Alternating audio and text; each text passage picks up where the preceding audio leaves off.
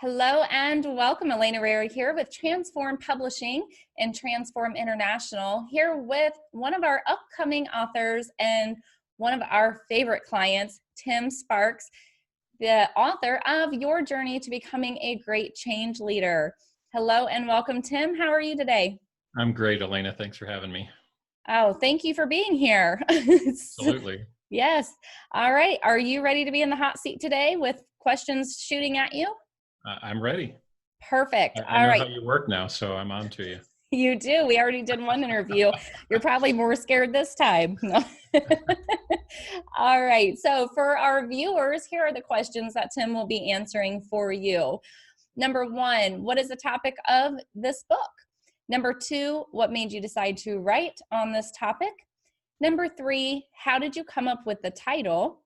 Number four, what will your readers experience while reading your book? Number five, what will your readers be better equipped for after reading your book? And number six, what are some special features that you have in your book that sets your book apart from other books on the market? And finally, question number seven, where will there be pre-sales? So before, what that means for all of you viewers, before the book actually hits the market, will he be selling it at a discounted price before it really goes live for everyone? So we'll find out at the end. So Tim, ready or not? Question number one, tell us what the topic of your book is. The topic of the book is about change leadership, and the title, your journey to becoming a great change leader. It's all about, leading people through change, and the goal for me for the book is that the readers can, learn principles and get some tools that can help them to become a great change leader. Change management, again, is one of those things that's been around for 25 years now, and it's been kind of a hot topic for a while. But, there's tons of books out there. There's articles, there's workshops, there's seminars, all on change management. But I think the thing that sets mine apart is that it really focuses more on the leader and leading people through change instead of the process of change. So, my goal again is that I want to help people, good leaders, become great change leaders. Awesome. Will you expand a little bit when somebody hears great change leader, because that is used a lot in your book and that's your target audience for this book and who you're speaking to. So can you tell us a little bit more in depth, like when you say great change leader, what does that mean? Well, statistics tell us that, 70% of all change initiatives fail. And so I think that is due in part to the fact that a lot of times leaders focus on the process side of change and not on the people side of change. You can have the greatest strategies in the world, you can have the greatest plan in the world for change to get from point A to point B, right? The old state to the new state. But if you can't lead your people through that change, then that change initiative is probably doomed to fail, to become part of that 70%. Great change leaders do things differently.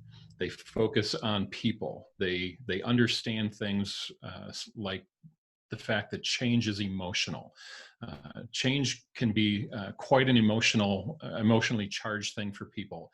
As a matter of fact, it's so emotional that we talk about the change curve in the book, and it talks about the emotions of denial, anger, depression, bargaining, and acceptance. And if those things sound familiar to you, they probably should. Those are the 5 stages of grief that were developed back in the late 1960s by a renowned psychologist to help us understand how people deal with a great loss, right? Loss of a loved one, things like that. And studies have shown over the years that when you introduce a significant change in business, the same emotions, people go through those same emotions that they do when they sustain a great loss. So it's so critical that that leaders, when they're leading through change, understand that people are going to react differently. Some people are going to be positive, some people are going to be negative, and the degree to which they react is going to be, quite different across the board for different people. So the better you understand how people are going to react and the emotions that they go through, the more success you're going to have at helping those people get through that change curve and onto the acceptance piece of the curve. I really like the way that in the book you break it down with all of those emotions and say, here's when someone experienced this emotion, then this is how you handle that situation. Right. Because I feel a lot of times people are, maybe, I don't know if you'd call it short tempered, but it's like suck it up buttercup mentality and don't want to deal with those emotions. And trust me, I don't think of you as somebody or teaching, hey, everyone gets a support puppy and a trophy, there's emotions. It's very good teachings of, hey, this is how you handle it professionally and how you get them out of that negative state and onto the same page to really accept the change that's coming and to be a part of it in a positive way. So your book's very enlightening. And as a mother of 4 children, I'm thinking I could really incorporate this into my parenting. Yeah, the principles are definitely transferable. It is. It's definitely for everyone. All right, next one. So what made you decide to write on that topic? Well, I've been in the business world for over 20 years now. I've gone through a lot of change initiatives myself. I've even led a few, and I do everything from mergers and acquisitions to corporate restructures and things like that, and everything in between. And I've seen a lot of change initiatives fail, and I've seen them fail big. And what I realized in the change management programs that I've been a part of is that the piece that was missing was leadership. So that was kind of my inspiration to kind of approach it from a different perspective. There's, like I said, there's all kinds of books and articles and workshops out there to tell you how to deal with the process of change, but not many on how to lead people through change. So, I think my experience as in corporate HR has really given me a kind of a unique perspective to help others understand why companies fail and where the breakdown occurred and how we can avoid those pitfalls. Absolutely. So let's talk about the title. It's Your Journey to Becoming a Great Change Leader. So how did you come up with that title? It's interesting. My favorite quote that's in the book and that I use quite often is a quote from Will Rogers, and he said, "You can be on the right path, but if you sit there long enough, you're bound to get run over." And so for me, over the course of, probably 20 or 30 years, quoting that quote for different things, when I started doing change management programs and creating training and things like that, that quote kept sticking in my brain that this is a great example of companies that fail, right? They get on that right road, but if you sit there long enough, you're going to get run over. You're going to become irrelevant. And so, as I think about the journey to becoming a great change leader, that quote by Will Rogers really kind of equated, his path to that he was on equated to that journey for me, and that's why even the subtitle, "Navigating the Road to Extraordinary Leadership," it all kind of stems from that one quote by Will Rogers. Very good. And I love the part in the book. This is where I was very fascinated and couldn't put it down. But you gave examples of companies who have become irrelevant and talk about the decisions that they made. And a lot of that was the transition between, where'd Blockbuster go? And now we're into Netflix and this online stuff. And you talk about transitioning into that new way. Yep. And I'm not going to give any more detail away, but great content and story to read about. So you're definitely going to have to get a copy of the book to be intrigued by all of that. You read it and wonder, what were these people thinking? They really missed the mark on that. All right, next question. What will your readers experience while reading your book? Well, what I'd like for them to experience is, I want there to be some aha moments as they're reading. especially if they're in positions of leadership already and they're reading the book to become a better leader and a great change leader in particular. I think there's going to be some aha moments in the book where kind of that light bulb moment, the light bulb goes off and they, kind of get the principle, whatever it is that they're reading at that point. So I think there's going to be some aha moments in there. I think there's some humor laced through the book. I think it's not just a dull, dry business book. At least I hope that's the case. And then, there's principles in there to learn that are going to make people better leaders. And even if you're not in a position of leadership already, it can help you to develop those traits and characteristics that can propel you to leadership within your organization, or even to encourage you to start your own business, start your own company and be your own boss and lead your own people. So there's a lot of different things in there, and just the varied backgrounds of all the people that might read this book, but the common and all the varied backgrounds of the people that you're going to lead across your career as a leader. But the goal is to lead them to a common goal.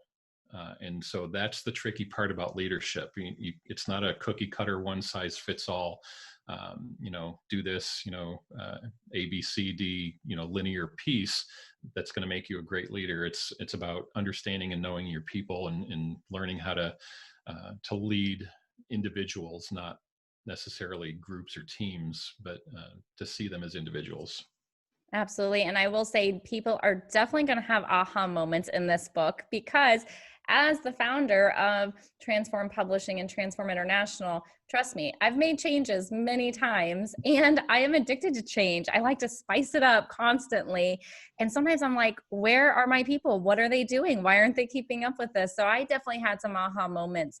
And I also enjoy how you said, even if you're not a leader, the thing is, everybody's a leader at some place in their life. And that's where there were some definite things in this book, even just as a mother and leading my children, I was able to take that away in that leadership portion of my life. So it doesn't have to be a corporate leader, right?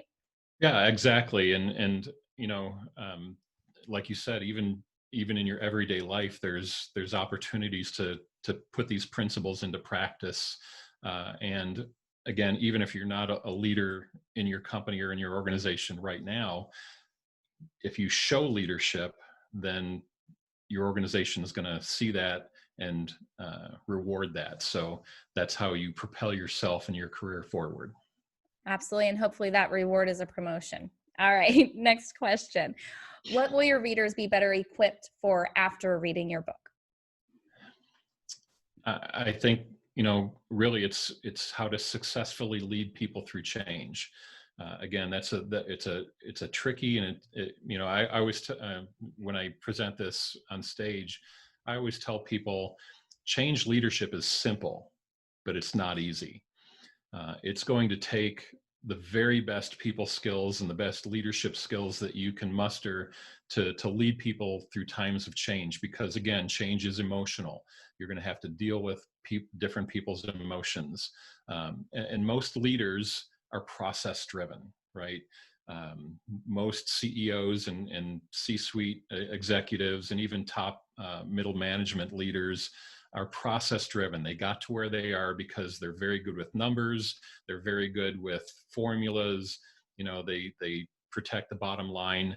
And so when it comes to dealing with the people side of leadership, that's where they're not maybe as comfortable. And so this book is going to help them become a little more comfortable on that people side. Perfect. All right. So as they're reading through your book, tell us about some of the special features that you put in your book that sets it apart from the ordinary book with words on a page. There's a lot of tangible tools and visuals in the book. We talked about the change curve, and there's at the end of every chapter, there's kind of a workbook section to help you kind of work through what you just read, maybe put some practical application to it, even some, names and faces to what you deal with on a daily basis, and say, "Oh, yeah, this is what I learned, and I can relate to that because of XYZ in my own experience." So there's workbook pieces after each chapter. And like I said, a lot of visuals, the change curve. There's all kinds of other tools that you'll have access to. And there's going to be, at the end of every section in the book, there's a QR code that brings you to a video of me talking about what they just read and then introducing them to what they're about to read. So I think it gives kind of a personal connection between the reader and the author, which is kind of cool. Talking about the visuals, I can remember when I taught this change management, change leadership piece in Toronto a few years ago. And then when I went back the next year to just kind of do a follow-up, I walked through the facility, and it's a huge facility right on the heart of downtown Toronto on Yonge Street. And it's, a lot of, it's, I don't know, 6 or 8 stories, hundreds of people, and thousands of people in the office. And as I walked through that office building, I noticed that every manager had on their wall a copy of the change curve taped or pinned right next to their computer. And so after seeing that a few times, I asked people, I said, what's the deal with the change curve? And they said, well, we keep it here so that it's a constant reminder, so that when we have a situation with an employee, we can identify where they are on the change curve, and that tells us how we can address that situation to help them, accelerate through the curve and get to acceptance. And I thought, wow, that's impactful. I mean, that to me, that was even just a great pleasant surprise that it had made that much of an impact with people. Absolutely. And so just so we don't skip over too quickly, when you said the term QR code, viewers who don't understand what those are, they might still be held on that term instead of moving along with what it does. So a QR code, what I find is everybody does know what they are, they just don't know them by name. So the QR codes are the squares that have all the black dots on them. And you simply use your camera on your phone, or you can download a special QR app to your phone that will scan it, and it opens it up and takes you to a link, which those links are connected to some YouTube videos that are unlisted. So you have to have this QR code to find it. And it is Tim recapping and talking to you about what you just learned and helping you through it even more on a personal level. And then also there'll be some in there where like you were talking about the change leader model, they can scan it and then go to your website where that's hosted and actually print it off, so they too can print it and post it on their wall. Yep. So exactly. Lots of great features. We really did an awesome job with this book. So Tim, we are definitely still writing, probably about halfway through. So it is going to be a little bit yet till this book hits the market. However, are you going to do some pre-sales? Yes, want to do pre-sales. The book is hopefully, the goal is to do a release right before Christmas, so they're out in time for gift giving and things like that. But we will offer before that a pre-sale where you can save some money on the book. I think we talked about the retail price being $29.99, but the pre-sale price being $19.99. So that's a pretty good savings. If you're interested, hit my website, and there'll be information about how to pre-order the book before then. Absolutely. We will definitely make sure it's known. Also, stay here in the Facebook group because you'll always be up to date on what's going on and getting that special pre-sale price when the book is ready. So we will start those pre-sales as soon as the book goes to print for our print proof, which means it's not all the copies yet. So you will be one of the first to have a copy. And I will tell you, we limit the amount of pre-sales we allow out. So you definitely want to stay connected, stay in this Facebook group, keep following Tim, contact him. Speaking of, Tim, do you want to give out your contact information? Sure.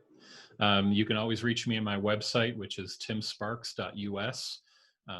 There's information about the book in there. There's also a speaker page to where you can learn more about some of the topics that I speak on, and request more information or contact me.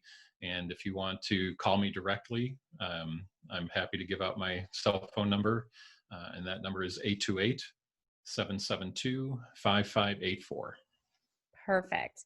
All right. Well, Tim, again, thanks for allowing me to put you in the hot seat today. You always do a fantastic job. It's so fun talking with you. Oh, thank you. And for all of you viewers, I hope you learned a lot today, because I learn more and more every time I talk to Tim. Super excited for this book. Again, go to timsparks.us. And while you're waiting for this book to hit the market, check out everything else he has to offer you, from his public speaking to programs, coaching, and keep watch for the book to hit the market. All right, Tim, I will see you on the other side of the camera. And for all of you watching, be blessed.